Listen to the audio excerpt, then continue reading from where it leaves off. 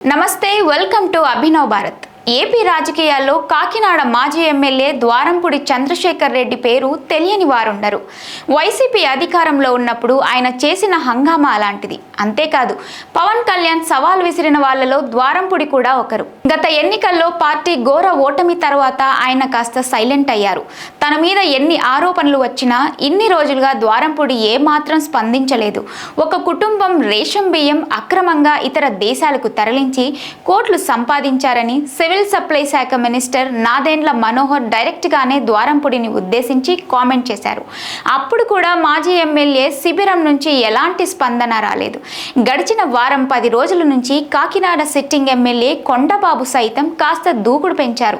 ద్వారంపూడి అవినీతి అక్రమాలపై ఎంక్వైరీ చేయాలని, ప్రభుత్వ సంపదనను అడ్డుగోలుగా ఎలా దోచేస్తారంటూ తాజాగా కలెక్టర్కు ఫిర్యాదు చేశారు. అలాగే గతంలో ఆయన చంద్రబాబు పవన్ కళ్యాణ్ పై అనుచిత వ్యాఖ్యలు చేశారని, టీడీపీ ఆఫీస్పై దాడి చేశారని ఎస్పీకి కంప్లైంట్ ఇచ్చారు. దీనిపై గతంలోనే ఫిర్యాదు చేసినా అప్పట్లో వైసీపీ అధికారంలో ఉండటంతో తన కంప్లైంట్ పెద్దగా పట్టించుకోలేదని కొండబాబు ఆవేదన వ్యక్తం చేశారు. ఒకవైపు కూటమి నేతలు, మరోవైపు కొండబాబు అటాక్ మొదలు కావడంతో ఇక లాభం లేదనుకున్న ద్వారంపూడి త్వరలోనే మీడియా ముందుకు రానున్నట్టు ఆయన సన్నిహితులు చెప్పుకుంటున్నారు. ఇకపై ఎలాంటి పరిస్థితులైనా ఎదురు కావచ్చని, అందరూ ఎదుర్కోవడానికి సిద్ధంగా ఉండాలని సన్నిహితులను ద్వారంపూడి అలర్ట్ చేసినట్టుగా వార్తలు వస్తున్నాయి. దీంతో గతంలో ఎప్పుడూ లేని విధంగా రాజకీయంగా పెద్ద దుమారమే రేగబోతుందని కాకినాడలో గుసగుసలు వినిపిస్తున్నాయి. గతంలోనూ ద్వారంపూడి ప్రతిపక్షంలో ఉన్న అప్పుడెప్పుడూ కూడా ఈ స్థాయిలో రియాక్షన్ అతనిలో చూడలేదని ముఖ్య అనుచరులు మాట్లాడుకుంటున్నారు.